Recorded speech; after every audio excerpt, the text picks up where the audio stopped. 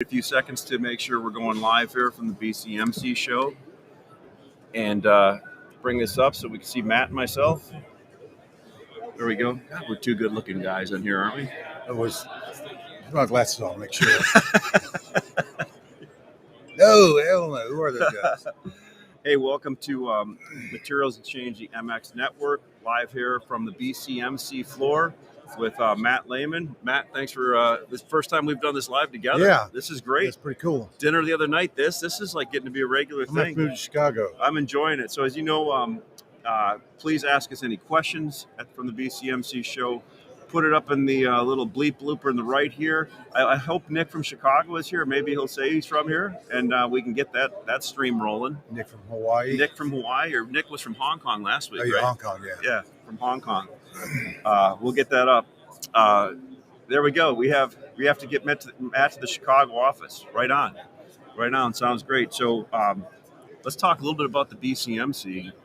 So we were at the Framing Summit, you and I. Yep. BCMC, pretty good turnout. I think they're pleased given the restrictions with COVID. That you can tell people are a little bit apprehensive. Some people won't shake your hand, but at least they're out milling around better than it's done for the last 2 years. Well, the tiki bar I was at last night, that everybody was sucking drinks out of the same bowl with like 7 straws. I mean, I don't know how. Is that tequila rim shot that the anti-COVID dose? Exactly. Well, let's talk a little bit about what we heard. I mean, we've gone to a lot of speakers. We hear a lot of stuff on the floor. Kind of some reverberating things that we're hearing. So first of all, business is great, right? Absolutely. I've never seen order files for truss plants. These guys say the same thing. Some of these guys are out 9 months. It looks to me like the very same things happening in the market right now that happened in the spring when the builders told the retail lumber dealers to whatever you do, don't run out of wood at any price. And now they're doing the same thing to the truss guys, saying, just make sure I want this trusses built. Doesn't matter what the price is, and they're booking them out 9 months. And yeah, we're setting ourselves up for a same cycle or same situation we had in spring. So talking to a couple of people about that, truss manufacturers, etc., they're actually have to tell some of their sales guys to back off. So 2 things: one, right, yeah, quit selling too far out, and because we're full, and jobs that are supposed to ship here that get moved because of what issues we'll talk about in a second, but now you got to flex over to another job.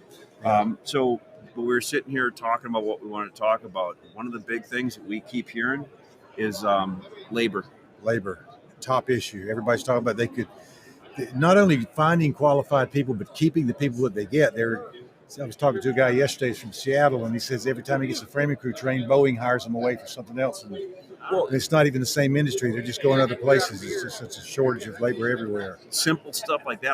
I learned from some of the framers the other day how there's a Minneapolis, a Des Moines, a Missouri market, and they have all different tiers of rates, and these guys float in between. All of a sudden, your framing crew is gone because they're getting some money somewhere else. Yeah, and I was thinking it would take $2, $3, $4 to leave, but these guys are saying for 50 cents you lose a whole framing crew. Yeah, I mean, these are things that these guys deal with that me sitting somewhere doesn't think about all the time. Why these shows are great to go to, because you kind of get around and hear stuff. I see Chris is on here. Chris was great. Matt and I both met Chris.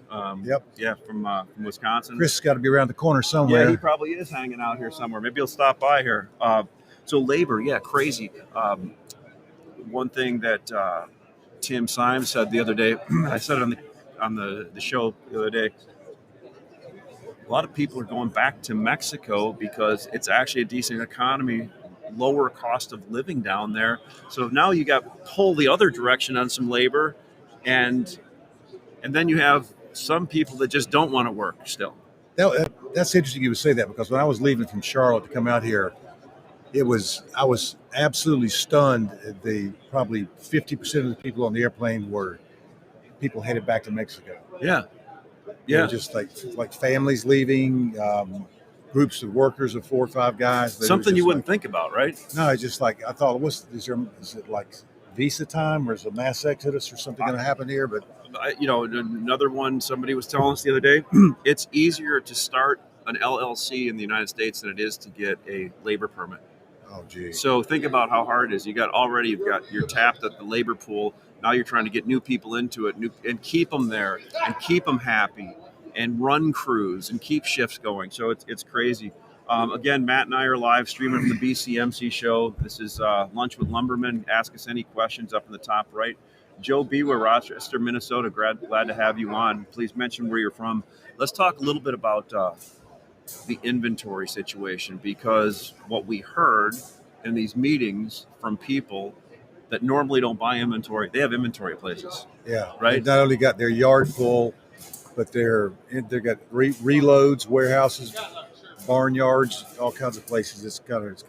I heard a great analogy the other day. One of the guys here said that through September the market's been like an empty bucket that was filled up, and now that we've reached the end of September, that the bucket's full. And what's going to happen is as people draw down a little bit for a job, they're just going to keep topping off the bucket.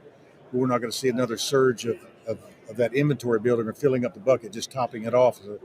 So that should equate into slower sales for the mills through at least through October anyway.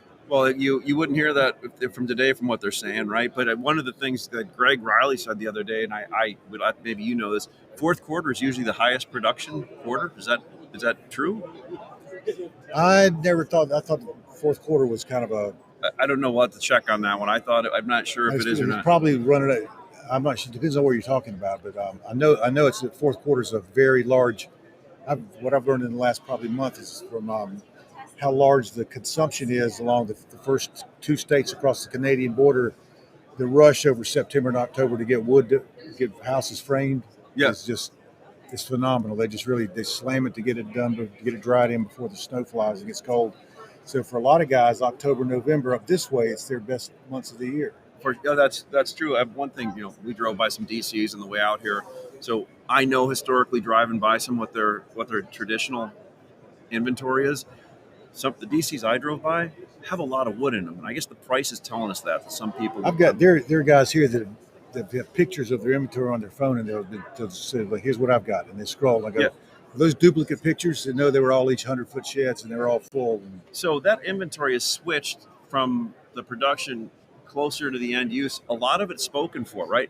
Because one of the things we have a lot of people asking us for is on the platform. They love the transparency.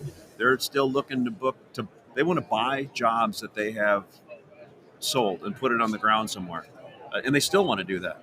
Yeah, and some people want to buy jobs that they just intend to do and put the wood on the ground. It's turned into, instead of just-in-time buying, it's all just-in-case buying. They've got the wood they've got sold plus some extra inventory on the ground. But the difference between right now where we are in this market right now today than we were in February last year is the market is loaded. The inventory is loaded everywhere. Last year we were trying to build it and fill it.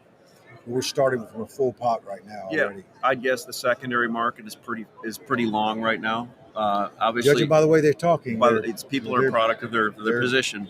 They're bullish for air. Prices are going up. It's going to be volatile, and today's the day to buy. And it's a new normal. There's a new normal now. Prices are never going down. New normal. I hear that again. It's different this time. Here's the deal: it's like the Weather Channel 20 years ago, right?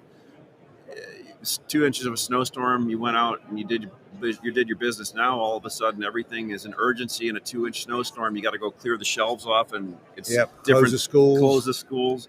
And there's more people with the ability now to buy bigger positions.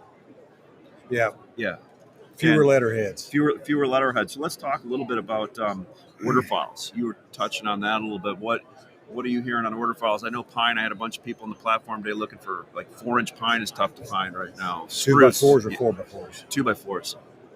Well, and I think that's a function of these truss guys, because these guys are all more and more people are using southern pine for trusses because there's the MSR just isn't available in spruce like it was.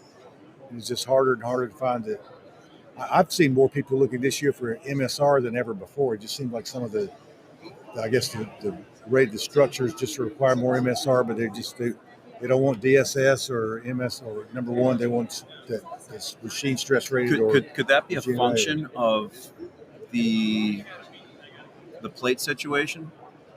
You know, Could be. look at these guys are saying they're having a hard time still getting plates, or plates are on allocation, or this guy got it down in the southeast and we didn't get it up here, and we're mad about that. I didn't realize how tough plates were to Yeah, get. it's actually plates just that are for second stories. Okay, Section. They get the first floor done, but the structure requires heavier plates for the right. second floor. So they're getting half of the house sprayed and then they're done until they can catch up. So let's talk one thing about what you and I were talking about here, buying and selling. We'll be right there. We're just You got to get on. Let's come around here. no worries. We're good. Come around here. Let's introduce you. We're good. Come on over, Sean. We're live on this Lunch with Lumbermen right now. Say hello. Oh, yeah. Hello. Welcome to BCMC. Hey, tell us a little bit about the show and how it's going right now. Do you know at the show yesterday we had 200 people just walk up? This is improv now. This is improv? Yeah. Oh, excellent. That's what we're all about. You had 200 just walking on? Just walk in. That's amazing. How many total signups how many total signups did you have? I mean, that takes us close to 800. Wow. 800. Yeah. It's a great event. What should people do that aren't here? Why should they be here? I mean, this is the only place if you want to be involved, I mean, heavily in the framing industry. Yeah. Whether it's on the labor side or it's the material side or it's the design side. This is the place where it all comes together. Yeah, it's awesome. The networking has been great. The people here have been great. The flow through the booths have been great. Everybody that's here wants to do business and talk and network. It's great. Yeah, I mean, these people can't see it, but I gave you guys the primo spot. Oh my God! So this we is a great were spot. wondering how that happened, but we're really excited about that. Like people trip over us walking in. Yeah, it's great. It's great. We like that. We like to be transparent like that. Yes. Yeah. Excellent. Cool. Thank you very much. Absolutely. Appreciate it. Real good. Like everybody that's not here should be here. Go on to the BCMC site, take a look at it, see what other events are coming up. One thing you and I talked about, buying and selling. We have people coming up here saying, we talked about how we were going to talk about this. They really have just a few people. When I ask them, how do you get your pricing right now? It's like, I know one guy that's been taking care of us for a while. I'm like, but where do you go to look at just your pricing when you want to discover price and see what it is to go to that person? And you have to make up an inquiry. You act like you're going to buy something to get a price. Yeah, and I've had all kinds of people asking about your report and where's Matt at and all that, and it's a real good reason why people should sign up for Layman's Lumber Guy, because it really helps kind of give you a foothold of information of where the market may be and why people should be on Materials Exchange, mxlumber.com to look at pricing before you actually have to do anything. Hey, we're all about transparency here. So with that said, let's pull up the 2x4 composite on Matt's report and take a look at that and kind of walk through it. So Matt, we got a little hitch moving up here on the Yeah, 2x4. it's last week was the FTP week where we expected a peak. So this week, I'm looking forward, just based on that chart, to see the momentum at the mills start to slow a little bit and orders pulling back. The guys here are not talking about looking for lumber. They're talking about, can you give me some insight about what's supply going to be like? Are we going to be $1,500 again next year? And are these Southern Pine Mills going to come on board like they said they were going to? But I don't see any reason right now to expect to see any big surge in buying, other than just topping off that bucket and keeping inventories high to go into the year. That's going to be at some point we got to deal with the fact that we're still building and buying for 1.7 million homes, and we're completing 1.3 million. So just the numbers, even the trust guys know it too, that they're so far stretched out it's not sustainable. Yeah, that's what I've been hearing, especially just in this Omaha market, talking to these guys. They're like, hey, this big home builder just came into this market. They're not even building anything yet, but they're looking at stuff. So they're getting asked to get pressed out really far into the order file when they're already busy and struggling to get certain things, which, like I said, you have great business. And with great business comes, things that you have to fight through all the time. One of the things here that I noticed about the shows, there's a lot of really cool equipment. There's a robotics company that will make you a cup of coffee. The robot costs $150,000 to make a cup of coffee. If you want to outfit your complete truss plan, it's like $50 million. I do that for my wife in the morning, and I don't charge her $150,000. You should get $150 anyway. Peck on the cheek. Go get him, boy. 150. Oh, Judy. So it's so easy. Oh, thanks, Judy. It's so easy to register with MX.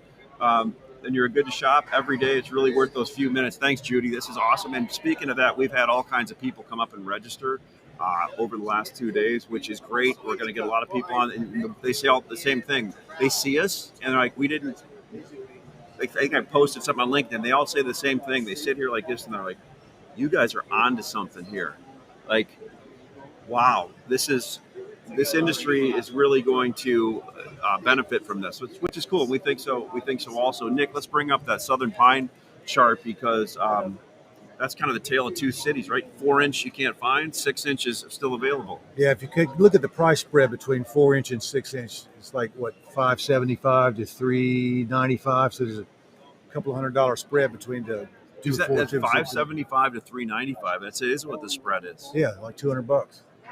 That's insane. So the 4-inch is basically just pulling that up, just kind of pulling it along slowly, right? Well, and the treaters are in a little bit too, but the mills are also coming off a period where they're used to raising prices $50 and $100 a week. So get a little firmness in the market, and they're jacking up $20, which probably only got $5 worth of waterfowl to back it up with, but based on some kind of historical relative term. But prices, I think prices are outrunning the volumes that mills are selling, as it's kind of a standard rule of thumb. You get out after the first 2 weeks. Mills don't try to sell about 30-40% of that week's order file. So if a mill's telling you he's 4 weeks out, that doesn't necessarily mean it's 4 weeks order file. It's 4 weeks shipment, and that's allowing for delayed shipments. And you brought up a great thing here that just made me remember something. I was talking to one of the big Pacific Northwest mills here I'm a friend with, and sometimes they get – so you got both ends of the chain. You're sitting in a meeting, and a lot of these guys that buy that don't know anybody at the end of the mill, they think it's the mills that are making these prices go up.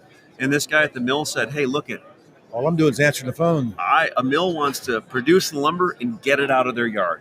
He goes, when it's at $1,000 a thousand, I want to sell it as far as I can keep it going, right? Yeah, there was a guy, I heard it from the guy from the mill manager that was here this week, and heard it last year during the whole pandemic, said, if you think mills are waiting on a better price and increase in production, we were selling balls to the wall when it was $500. Yes. So they've been going wide open for a long time. Yep, they want to get they like these numbers, but they're not holding anything back. They want to keep it moving. Right. Now that mills aren't hoarding wood. That wood may go into secondary markets where they capture it, put it on reload, or just put it as TBA, and that sometimes they get in front of that, and then you got to buy it from them to get it going. Let's go up to the next chart, Nick. Let's see what the next one is. Let's go to.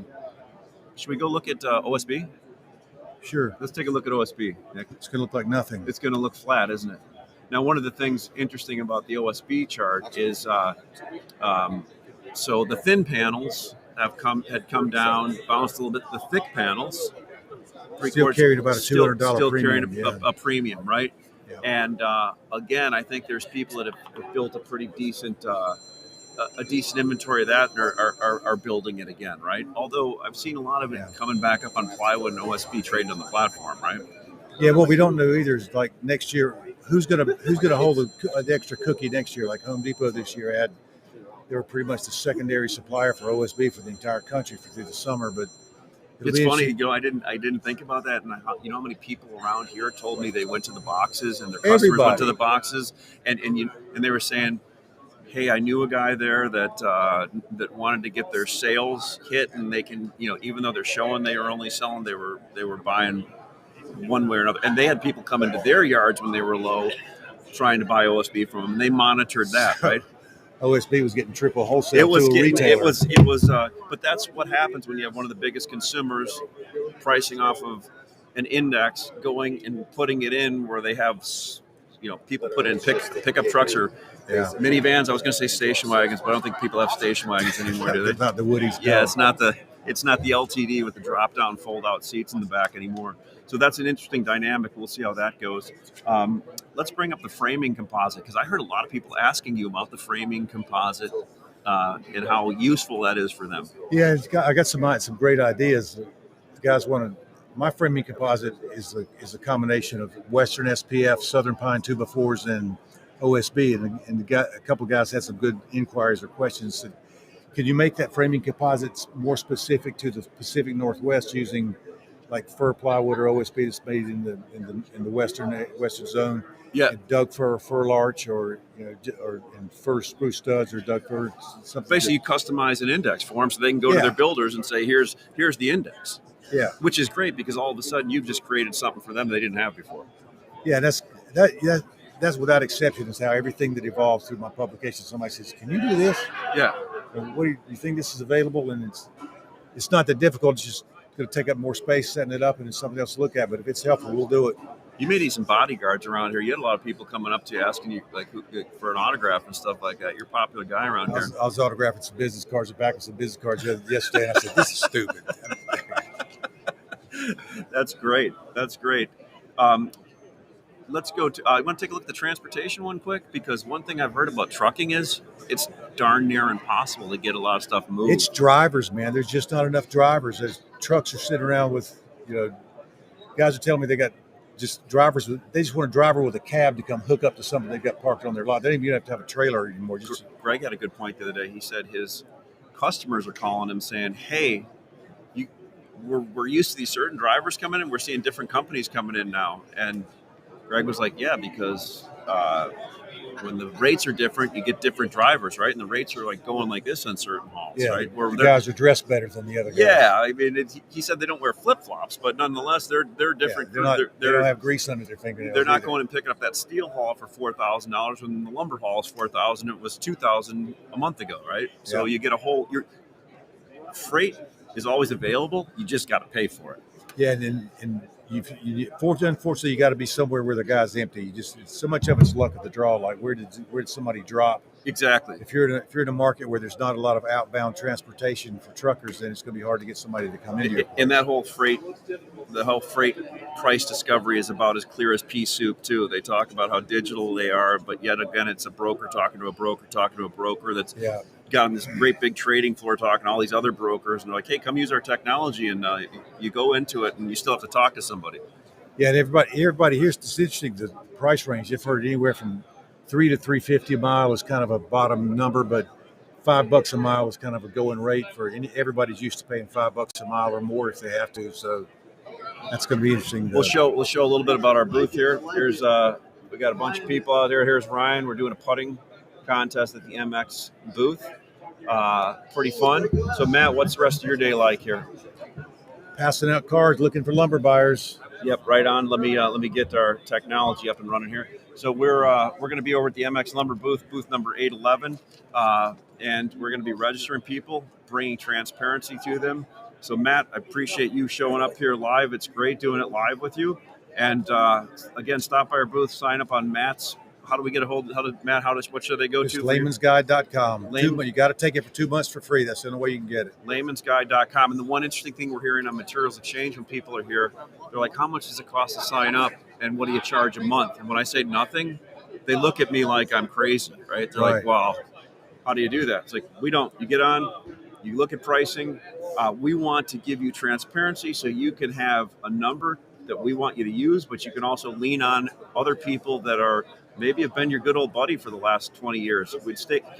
You could stay buddies with them, but test them and make sure they're giving you the good price, right? Yeah, I wanted to throw it. So we talked about something. This might be, tell me if I'm getting ahead of myself, but we talked about the idea of having a coaching session for buyers. Yes, I think it'd be a good time to poll these guys, ask you guys, would you be interested in a coaching session just to make you feel more comfortable with giving the push, like, yeah, that's a good number, that's a good thing for you to buy, go ahead and make an offer. And people, we kind of go through and show people what's listed and get some feedback and talk about it. Somebody say, I'm interested in that 104 5/8 2x6. Yeah, how does that number stack up? And some people are timid getting on and actually using it. They're like, "Hey, I logged in and looked at it, but I'm afraid I may buy something I don't want to." Right? So it's kind of scary knowing if you just push a button and you just spend $100,000. They think they're jumping into the abyss, right? And I'm like, it's not like that. You're not going to do anything like that at all. And I think that I like that. You're onto something with more training and education, right? Yes. If you guys would be interested in participating in that, it was probably going to be a room of 20 or 25 people or something like that. But if you'd be interested in participating, let us know. Well, again, everybody, this is Matt Lehman, Ashley Buckle from the MX Lumber Channel and Lunch with Lumbermen. I hope you had a great time coming. We really love our users. And no, I don't look like Dave Letterman or Kelsey Grammer, even though some people told me that yesterday. But I guess that's a compliment. I'm not. I don't think that is a compliment. Yeah, I don't think it is either. I Maybe didn't feel like it was. Maybe from 40 years ago, but I got to not grow a David big Letterman beard, right? today. Yeah. All right, everybody, we're signing off from the show. We'll be at the booth until the end of the day today. Come see Matt and I. Matt'll be kind of walking around, but you're over at 3:15. He's at 3:15. About 2 though. All right, real good, everybody. Have a great day. Thanks for coming.